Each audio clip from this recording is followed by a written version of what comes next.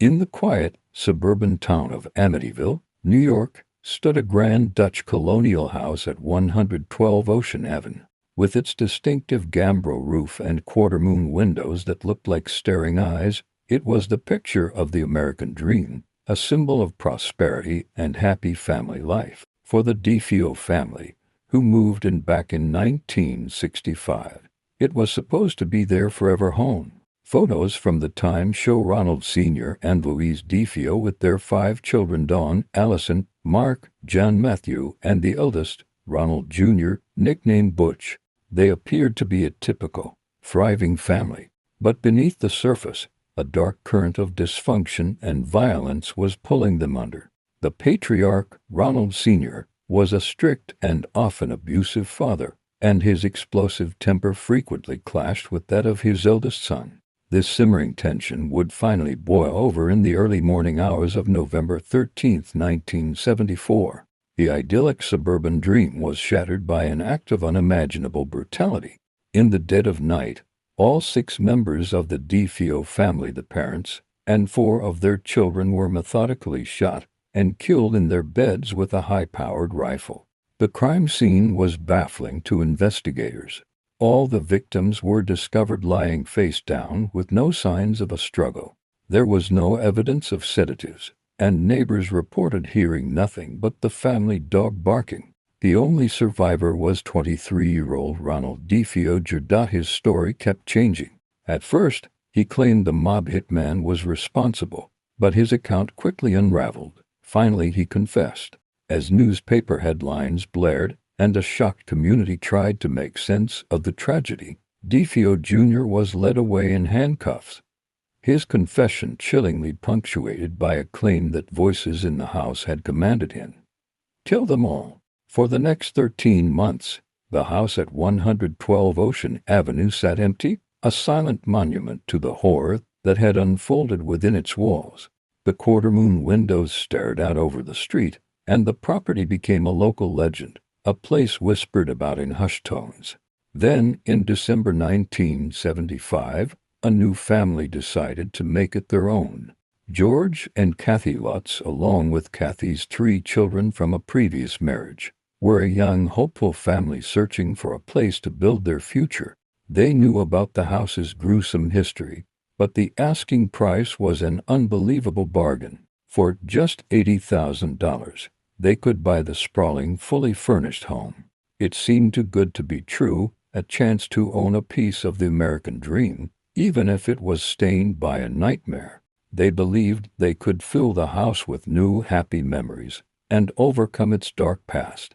Before moving in, the Lutzes asked their family priest, Father Mancuso, to bless the home. As he walked through the rooms, sprinkling holy water, he felt a sudden, unnatural chill. Upon entering what was once Mark and John Matthew DeFeo's bedroom, he was met with a terrifying force. A deep, booming voice, not human in nature, commanded him to get out. Shaken, the priest fled the house, later developing inexplicable fevers and painful, blister-like sores on his hands. For the Lutzes, this was only the beginning. Almost immediately after moving in, strange and unsettling events began to plague them. The house was filled with inexplicable cold spots, and foul, mysterious odors would appear and disappear without cause. Despite the freezing December weather, swarms of black flies would materialize inside the sewing room, a place the priest had felt a particularly malevolent presence. But the most disturbing phenomenon centered on George Lutz. Night after night, he found himself waking abruptly, jolted from sleep, at exactly 3:15 a.m., the estimated time of the DeFeo murders. His personality began to change, growing sullen and angry. Their dream home was about to become their worst nightmare. The warning had been given, but the Lutz family stayed. For 28 days, they endured what they claimed was a descent into hell itself. Almost immediately after moving into 112 Ocean Avenue, the seemingly idyllic home began to turn on them. The paranormal activity, which started as strange noises and cold spots, escalated with terrifying speed. Thick, green slime reportedly oozed from the walls and seeped through keyholes, a viscous bile from the house's very soul. At night, Kathy Lutz would allegedly levitate above her bed, held aloft by an unseen, malevolent force. Their youngest daughter, Missy, spoke of a new imaginary friend named Jody. But this was no harmless childhood companion. Jody was described as a demonic, pig-like creature with glowing red eyes, an entity that left hoof prints in the snow. The house itself seemed to physically attack them, as doors were inexplicably torn from their hinges, and a hidden red room was discovered in the basement. A space that the family dog refused to go near. Perhaps most disturbing was the change in George Lutz. He became sullen, angry, and withdrawn, spending hours staring into the fireplace, his personality eerily mirroring that of Ronald DeFeo Jr., the man who had murdered his family in that very house just 13 months earlier. The music swells into a chaotic crescendo.